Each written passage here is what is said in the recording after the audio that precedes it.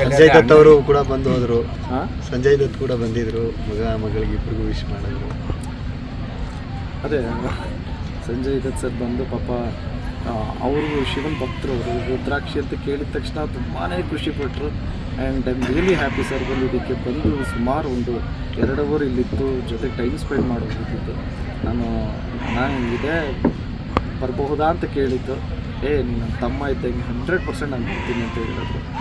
ಏನು ಫಾಲೋಅಪ್ಸ್ ಇಲ್ದೂ ಅವರು ಅವ್ರ ದೊಡ್ಡ ಮನಸ್ಸು, ಅವ್ರದ್ದು ಒಳ್ಳೆ ಮತ್ತು ಮಕ್ಳಿಗೆ ಬಂದು ಆಶೀರ್ವಾದ ಮಾಡೋದು ಮನಸ್ಸಾರೆ ಸರ್. ಅದಕ್ಕಿಂತ ಇನ್ನೇನಿಲ್ಲ. ಎಲ್ಲದಕ್ಕಿಂತ ವಿಶೇಷ ಏನು ಅಂದರೆ ಈ ಜಾಗದಲ್ಲಿ ಐ ಸ್ಟ್ರಾಂಗ್ಲಿ ಬಿಲೀವ್ ನಮ್ಮ ಅಣ್ಣ ಇದ್ದಾನೆ ಅಂತ.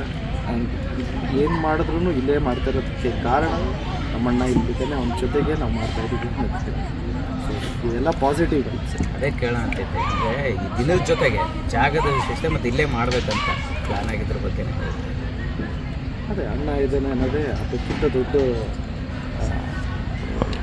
ವಿಶೇಷ ಇನ್ನೇನಿಲ್ಲ. ಅದೇ ಅಣ್ಣ ಇದ್ದಾನೆ ಅನ್ನೋದೇ ಎಲ್ಲರಿಗೂ. ಮತ್ತು ನನಗಾಗಲಿ ಅಂಕಲ್ಲು, ಹೆಂಡತಿ, ಮಕ್ಕಳಿಗೆ ಎಲ್ರಿಗೂ ಇಲ್ಲೇ ಇಷ್ಟ. ಸೊ ಓಕೆ, ಅಂಕಲು ಕೂಡ ರಾಮ ಭಕ್ತರು, ಅದರಲ್ಲೂ ಅವ್ರಿಗೂ ಇನ್ವಿಟೇಷನ್ ಮೋದಿ ಅವರು ಕೂಡ ಭೇಟಿಯಾಗಿದ್ರು. ಈ ಒಂದು ಕಾರ್ಯಕ್ರಮ ಇಲ್ಲ ಅಂದರೆ ನಾನು ಕೂಡ ಅಯೋಧ್ಯೆಗೆ ಹೋಗ್ತೇನೆ ಅಂತ ಹೇಳ್ತಾಯಿದ್ರು.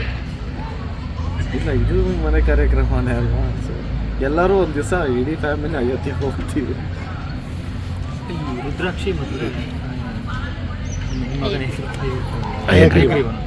ಇದು ರಾಮಾಯಣದಲ್ಲಿ ಬರುವಂಥ ಹೆಸರು, ತುಂಬ ಪವರ್ಫುಲ್ ಆಗಿರುವಂಥ. ಮತ್ತು ರುದ್ರಾಕ್ಷಿ ಅಂತಂದರೆ ಅದಕ್ಕೆ ಒಂದು ದೇವರ ಭಕ್ತಿ ಶಿವನ ಇದು ನೋಡುವಂಥ. ರುದ್ರಾಕ್ಷಿ ಅಂದರೆ ಶಿವನ ಕಣ್ಣು.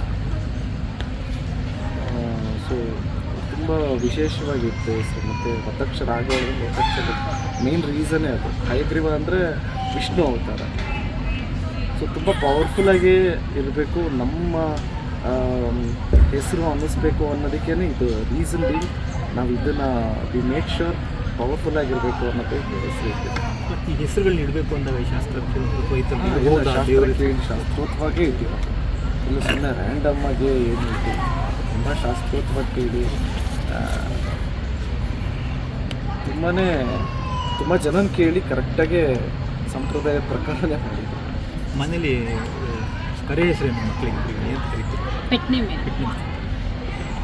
ಏನು ಹೆಸರು ಇವಾಗ ಇಟ್ಟಿದ್ದೀವಿ ಹೆಸರು. ಮಗಳಿಗೆ ನನ್ನ ದೇವರೇ ಅಂತ ಕರಿತೀನಿ, ಮಗಳೇ ದೇವರೇ ಅಂತ ಕರಿತೀನಿ.